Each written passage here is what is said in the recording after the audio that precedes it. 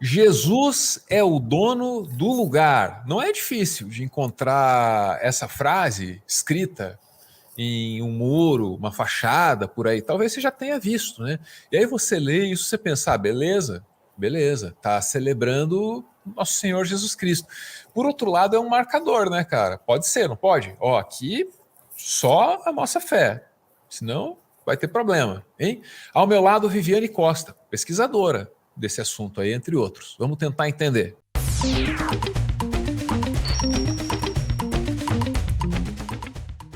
Jesus é o dono do lugar é uma frase que começa a aparecer em algumas favelas do Rio, e no meu caso, quando eu estou estudando algumas favelas, na verdade eu estava dando aula ainda em algumas favelas do Rio de Janeiro, que compõem o Complexo Israel, eu comecei a perceber essa assinatura Jesus é o dono do lugar em algumas entradas, em alguns muros. E até então você até olha e entende com certa naturalidade quando você ainda não conhece a dinâmica. Quando você sabe que as pichações nas favelas são controladas, são dominadas, também muitas delas são patrocinadas pelo mundo do crime, fica uma pergunta no ar, né? Como entender que o mundo do crime está assinando que Jesus é o dono do lugar? Junto a isso, algumas casas de Umbanda e Candomblé começaram a ser destruídas nesses mesmos territórios e em outros territórios dominados por essa facção, onde essas casas de Umbanda, como essa imagem que apareceu agora há pouco, foi destruída e Jesus é o dono do lugar foi assinada no muro dessa casa de Umbanda e Candomblé na Baixada Fluminense, quando foi dominada por essa facção. Foi esse ponto que me levou a fazer essa pesquisa. Hoje, na descida de Parada de Lucas, na estação, você... Quando sai da estação para a entrada de Parada de Lucas, vem escrito Bem-vindo ao Complexo Israel. Mas em muitas localidades, na época, em 2016, 2017, Jesus era o dono do lugar, anunciava essa troca de comando, essa troca de domínio dessa localidade, dessas favelas que estavam sendo dominadas por um segmento do terceiro comando, que é dominado pelo Peixão, apontando aqui para um símbolo do cristianismo primitivo, especialmente. O Peixão, que é o Álvaro Malaquias, começa a conquistar essas localidades, essas favelas, e assinar Jesus é o dono do lugar, expulsar praticantes de outras religiões, especialmente de matriz africana, e também implantar uma nova ética nessas favelas a partir de uma percepção cristã, talvez não cristã, mas de uma percepção de raiz pentecostal, muito aproximada da teologia veterotestamentária, da teologia do Antigo Testamento. A Viviane, que a gente está ouvindo, ela é autora desse livro aqui, Traficantes Evangélicos, né? E tem essa palestra, eu gosto muito aqui no YouTube, você pode ver, tá? Olha lá, ó. Os Donos do Rio, Tráfico, Religião e Estado, lá no grupo Nina Simone. Lá a professora mostra pra gente isso aqui, já coloquei na tela para você. Jesus é o dono do lugar. Já mostrei isso aqui no canal antes e brinquei. Vou falar isso aqui, espero não constranger a professora, que é uma mulher séria, né?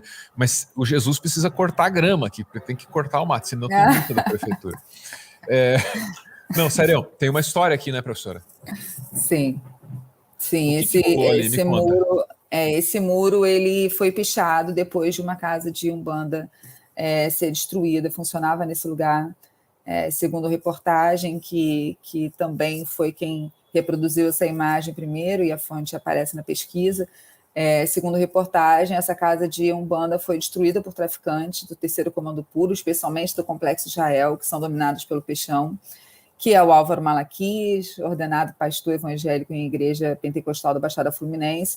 Quando eles dominam, quando eles conquistam esse território, eles começam a destruir algumas casas de Umbanda e Candomblé, e essa é uma delas. E depois de destruída, eles picharam no muro dizendo quem era o novo dono da localidade, quem é o novo dono do território, que é esse Jesus que parte da concepção e da percepção da experiência religiosa que esse traficante vive na favela. Você sabe o que são as cozinhas solidárias? Se não sabe, tá sabendo agora. E o nome é autoexplicativo, hein? São cozinhas que estão espalhadas pelo Brasil, montadas bem pertinho de locais críticos, onde tem muita gente vivendo a chamada insegurança alimentar, que é um nome bem menos amargo para fome, né? Esse projeto foi implementado justamente no momento mais crítico da pandemia, quando o Brasil lidava com um governo negacionista, capaz de negar tudo. Até o inegável. Alguém já viu alguém pedindo um pão na porta ali no caixa da padaria? Você não vê, pô. As cozinhas solidárias são obra do MTST, o Movimento dos Trabalhadores Sem Teto. Eu sei que te disseram que eles vão invadir sua casa e vão tomar o que é seu, mas não se engane, o MTST não é um banco. E as cozinhas solidárias mostram muito bem como é o espírito do movimento. Um movimento formado por gente que se une para se ajudar, por gente que entende que trabalhando em conjunto aumenta as suas chances de sobreviver e de ir além da mera sobrevivência, transformando o mundo ao redor. A gente veio, almoçou, achamos boa a comida e se oferecemos para pegar e ajudar, lavar a louça, cortar coisa. Deu para entender como funciona, né? Todo mundo pode ter um papel nessa iniciativa. E você também pode ser um elo nessa corrente de solidariedade. Você também pode fazer parte desse esforço que é urgente e é necessário. Porque fome não tem só a ver com pobreza. Fome não tem só a ver com os rumos da economia. A fome no Brasil é uma escolha política. E a questão é, será que você concorda com essa escolha? Porque está colocada aqui uma chance de mostrar que não. Você não compactua com isso. Se você nunca precisou dos serviços de uma demolidora, talvez você não saiba o quanto esse mercado evoluiu nos últimos anos. Explosões, por exemplo, são coisa do passado. O material é caro e a mão de obra consome muito tempo. Existem soluções mais modernas e a Braskem é líder nesse mercado. Com sua técnica revolucionária, a Braskem executa seus trabalhos de demolição de maneira sustentável. Com a técnica Braskem de demolição, uma camada de solo é retirada debaixo da construção, de maneira precisa e eficiente, sem explosões, sem sujeira e sem barulho. A Braskem Demolições tem tradição e experiência no mercado.